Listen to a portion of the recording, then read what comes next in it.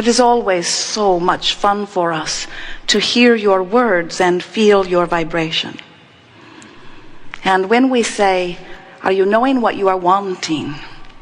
We're talking about that expanded version of that which you are. Do you get that? In other words, you know what you don't want, and therefore you know what you do want. Is that the way it works? And don't you know more clearly what you do want when you are in the middle of something that you don't want? And so when we say, are you clear about what you want?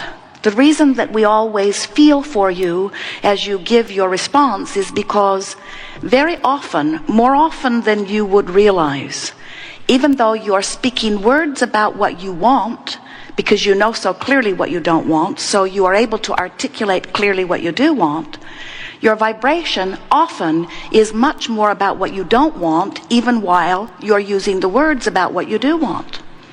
And so the words that we put to you are, do you know what you want? Meaning, are you a vibrational match to your desire? And often you are. There are many things that you are already living that you want to continue. And so just by observing those wonderful things, you keep the vibration of them going, and your point of attraction continues, and law of attraction responds to your vibrational offering, and so on and on the good goes. But if you are like most of our physical friends, you are offering most of your vibration by virtue of what you are giving your attention to the things that you are observing. In other words, when something good happens, you observe it and you offer a vibration about it. But when something you don't want to happen or don't like to see happens, you often observe it and then you offer a vibration about it. And we just want to point out to you, even though you are magnificent physical beings, we see you have dragged your physical bodies here, and beautiful bodies they are. You are much more vibration than you are the flesh, blood, and bone beings that you see. You are vibrational beings in a vibrational universe which is managed by a powerful law of attraction, which simply says whatever it is you are offering vibrationally is what's coming back to you. And so it is of value for you to figure out what you're offering vibrationally, and it is even of greater value for you to begin to offer it deliberately, because just observing and then offering a vibration causes most people to offer quite a cluttered vibration, and then they are a rather cluttered focal point, which means all kinds of things come to them without them having any reasonable sense of control of what's coming to them. And we want you, by the time you leave this gathering today, to have a reasonable sense of control about your experience. You are the creator of your own reality. And the reason that you are is because you offer a vibration endlessly, and law of attraction is responding to it. And so whatever you're putting out is what's coming back to you, exactly, perfectly replicated every single time.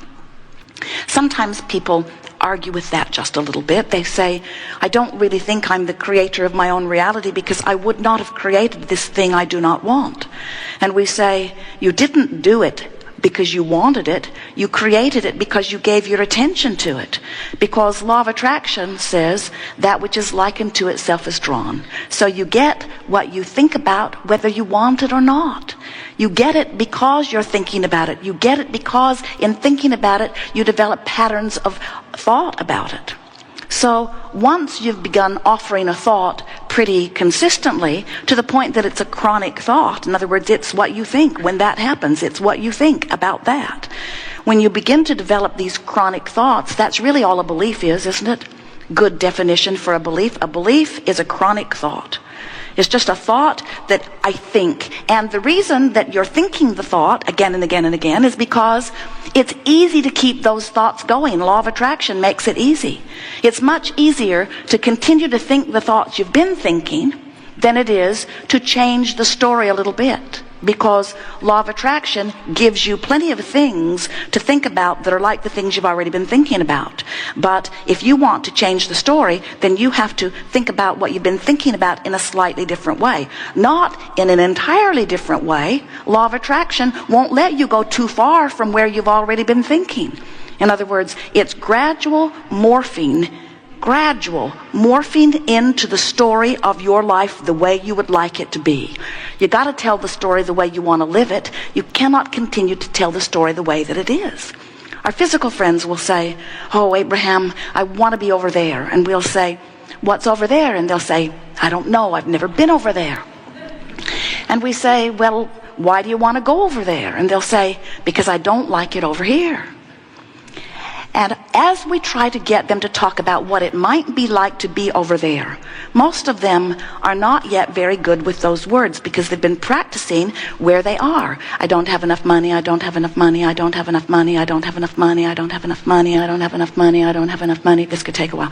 I don't have enough money, I don't have enough money, I don't have enough money, I don't have enough money. I don't know anybody has enough money, I don't know anybody has enough money, I don't have anybody. Except that guy over there. Probably inherited it. Probably deals drugs. Now, the good news is, when you are living the circumstances that surround you and you are observing something like not enough money, you send forth a request, a vibrational request for more money. Do you realize that whenever your life shows you that something is uncomfortable, in the midst of that discomfort, a clear rocket of desire shoots forth from you? We want you to realize that you are so much more than the physical beings that you see here in these bodies. You were source energy before you got here, and many of you acknowledge that. And many of you acknowledge that you will be source energy again. In other words, you think in terms of being dead or alive, and now you're alive and later you'll be dead. And we want you to know that you're always alive and that there is always source energy streaming to you and through you. In other words, you're not only the physical being that you know. You are a physical being who is an extension of source energy. So here is how it works. You were non-physical energy before you made the decision to come forth into this body. And when you made the decision to project a part of that consciousness here, the larger part of you remains non-physically focused, while a part of you comes forth into this physical body. So there's the non-physical you and the physical you, and while you are in this physical bodies, both of those aspects of you are vibrationally active, and it is such a wonderful thing. So now here you are in your physical body, and you're sifting through the data of life, and you know what you don't want, so you know what you do want. And through all of that deciphering of life, you are continually asking for improvement. It is the nature of this leading edge creator that is you. So as you know what you don't want and you know what you do want, you're asking. Here is the part that we so want you to remember, and most of our physical friends have temporarily forgotten it. When life causes you to ask for something more, that broader non-physical part of you turns its undivided attention to that new request and literally becomes the vibrational equivalent of it. Now, we wrote a book a while back, and wonderful title, best title ever given to a book, Ask and It Is Given. And we like the title because it tells the whole story in the title. When you ask, it is given. But this is the further version of that story. When life causes you to ask for more, it isn't just that it's lined up for you. It isn't just that circumstances and events are arranged for you to receive the full manifestation of what life has caused you to ask for. It is that the larger part of you has become the vibrational equivalent to each new amended desire that you offer, so that there is this evolved, expanded, source, eternal version of you that is in the process of constant becoming because of what you're living here in this physical form.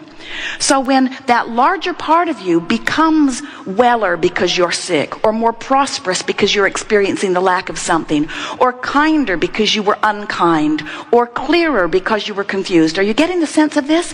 Whenever you know what you don't want, you are asking at all vibrational levels of your being for what it is that would be the improvement of that. This is how the evolution of all species takes place. And so the non-physical part of you rides that rocket and becomes it. And here's the part we so want you to remember. Becomes it and holds the attention to it. And now, law of attraction begins to respond to that expanded version of you. You've been hearing about law of attraction, haven't you? And you're getting it, that what you think about begins to come to you. But we want you to understand that you have two vibrational vantage points going on within you. There is this source part of you that is always offering the vibration of well-being, always knowing your worthiness, always appreciating others, always expecting well-being, always giving its undivided attention, turn the other cheek to that which is wanted. But you, in your physical form, you might not be doing that. You might be beating the drum of what's bothering you. You might be, if you are like so many humans, you might be justifying the improvement that you want by pointing out how awkward or uncomfortable or how unpleasant the situation currently is. And what we want you to understand as a result of this gathering here today is that when your life causes you to expand and you don't go with it, there is a separation in your energy field that is uncomfortable to you. That is, in every case, what negative emotion is. It means that your life has caused you to become more, and the larger part of you became it, and law of attraction is responding to that larger part of you as well as to what you're beating the drum of here in this physical body. And if you are not thinking about this situation in the way the source within you is, then you are pulling yourself apart. Or a better way of saying it is, you're just not keeping up with you. You've got to let yourself be the person that life has caused you to become. You just have to be. You can't go back. There is no regression. You must move forward. We all must move forward. This is an expanding universe. It cannot shrink. It is always more. More. It is always becoming more. So, this law of attraction that we've been talking about, responding. Now, we want to appeal to your logic here for just a moment. Do you accept that you are an eternal being? Do you get that that source energy part of you has been around for a really long time? Isn't even the right word. From before that which was considered to be time even was understood. You are that old of pure positive energy. So if law of attraction is responding to this non-physical aspect of you, and it is, this part of you, and law of attraction is responding to this physical part of you, well, we were just wanting to point out who you really are and who you are in this physical body. This you has been around a long time. This is the eternal, expanded God force you. And when you in your body cause that part of you to expand still further and you don't keep up with it, you don't feel so good. But now this is the part that we really want you to hear. Because law of attraction is responding to this powerful part of you. And law of attraction is responding to this part of you too, because whatever vibrational offerings are happening, law of attraction is responding to. This powerful law of attraction response is causing what feels to you like a powerful current that is flowing. It is a current that is flowing to the becoming you, to the expanded you, to the evolved version of you. We see you. It's like you take your rubber raft down to the river's edge and you deliberately point it upstream and begin paddling. And we say, why not turn and go with the flow? And you say, it seems so lazy to me. And other people seem to be paddling so hard, and they seem to be the ones that have the most monuments and plaques. They're the ones that people revere the most. I've been told that I should try hard and that I should work hard and that there's no gain without pain. And we always listen kindly to your ridiculous reasoning. As kind as we could be. Because we know that everything that you want is downstream. And the reason that we know that everything that you want is downstream is because we know how the stream is created. We know the genesis of that which is you. We know the intention that you held before you came into this body. We know how this body caused you to ask for more. And most of all, we know that in that asking, the larger part of you, the God force within you, has become it. And when you hold thoughts that are contrary to that which you have become, you literally hold yourself apart from who you are. And that, in every case, is what negative emotion is. Every single time. Jerry and Esther went whitewater river rafting last summer, and it was such a wonderful day. And as they put their raft in the water, there were 6 friends that went together, and then several other rafts full of high school wrestlers.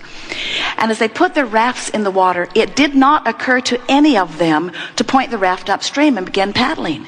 It was obvious that that fast river was going to have its way with them. It was class 4 rapids in many parts of the river. They were not going to have any effect at paddling upstream. And their river guide said to them, "Friends, this is not Disneyland.